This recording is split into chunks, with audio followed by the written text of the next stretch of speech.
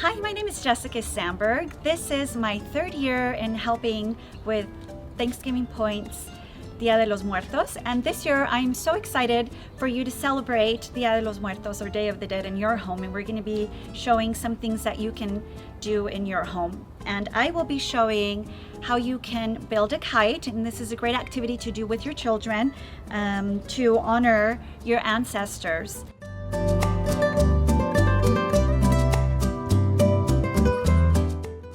My family and I had the opportunity to live in Guatemala for 3 years, and it was a beautiful experience, and we got to experience how they celebrate Day of the Dead, and I'm here to show you how to make some kites.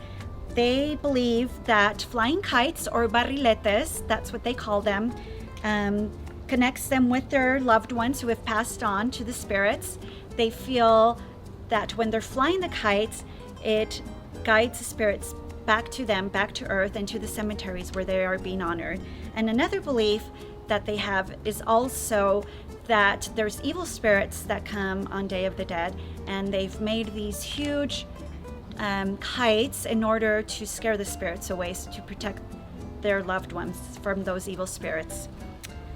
And another way they celebrate these beautiful kites in Guatemala is they have a giant kite festival in 2 places, one in Zumpango and another one in Santiago de Zacatepeques.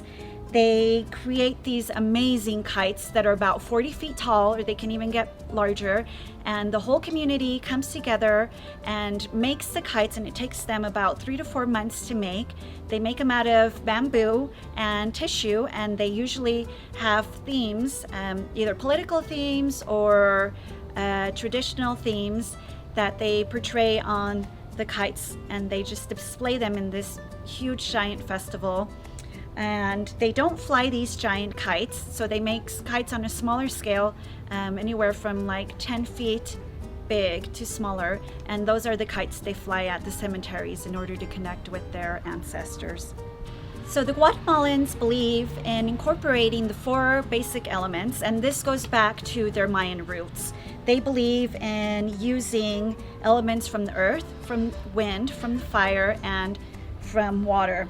And they incorporate these 4 elements in their traditions in celebrating Dia de los Muertos. And they also incorporate these traditions, some of these elements, in the kites.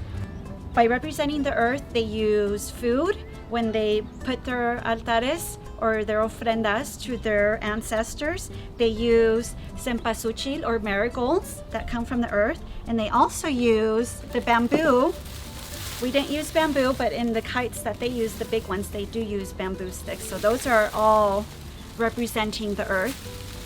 And the wind is represented by the flying of the kites in the wind. The water is represented by the drinks that they leave out for their dead on their ofrendas. And the fire is represented by the candles that they also put out on their altares to light the way for their ancestors to come and greet them on the Day of the Dead, Dia de los Muertos. So the first step in creating a kite is to take the bamboo sticks you have. You can either take 3 or 4, but 4 is very typical in creating the kites in Guatemala because of the 4 elements, but it also represents the 4 cardinal points, north, south, east, and west, and that's very important for Mayans and their culture.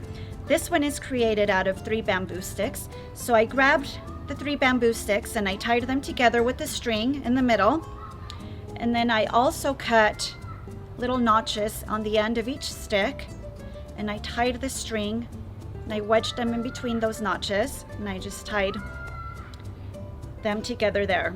And I left some string out, about 7 inches or so of that string at the end. So next, what you're going to do, this is going to be the base of your kite. You're going to cut some tissue paper. So cut your tissue paper a bit wider, a bit longer than the frame, because you're going to end up gluing the excess, and that's how you're going to create your kite. So now comes the fun part of decorating your kite. I already cut out some circles, smaller circles, and I'm going to glue these together. And the shape of the kites is also very important to the Guatemalans. They use lots of triangles in their designs to represent the mountains. And they use circles to represent the sun. They also use other figures like animals and things that are part of their daily lives. They use those in their kites, or they use them in their clothes that they weave together. So I just put all my circles together. You know, you just decorate it however you want. The Guatemalans use lots of triangles and circles in their designs.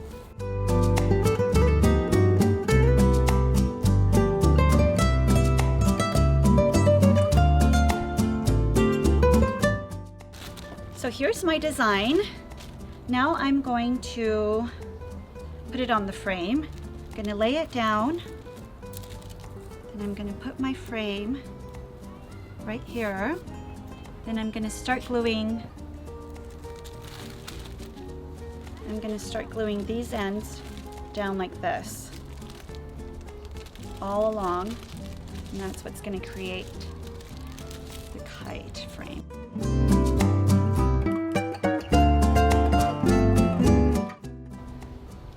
So now that I've glued down my edges, you can see the kite coming together. Now this next part is really fun. You'll be making the fringe that will come down of the kite. So there's just some tissue paper that is stuck together, all glued. I glued 3 ends of paper and I folded them up, and I left this last part longer so that this will be the part that's glued onto the kite. Fold it in half, and you cut the fold off, and you start going about 2 inches, and you cut all the way through, and you can see how those tissue papers were glued together. And that's going to be the fringe of the kite. You put some glue on the side right here. Once you get to the end, then you fold it over and you start gluing the other way. And you keep fixing the other fringe. You keep on gluing it and going back and forth until it's all glued on there.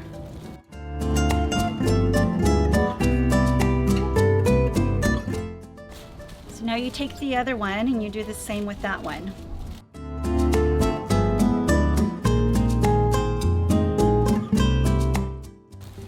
Then you're going to glue on the other side.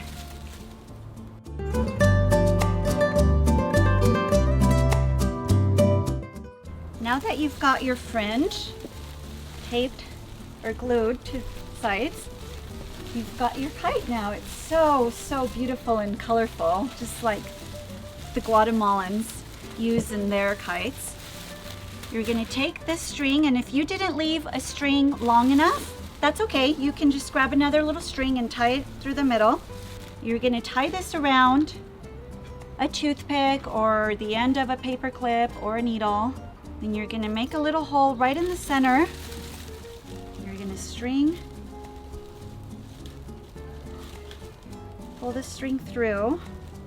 Now you're going to go to the back and then take another piece of string that's about a 1.5 feet. Then you're going to tie it to the 2 top sticks.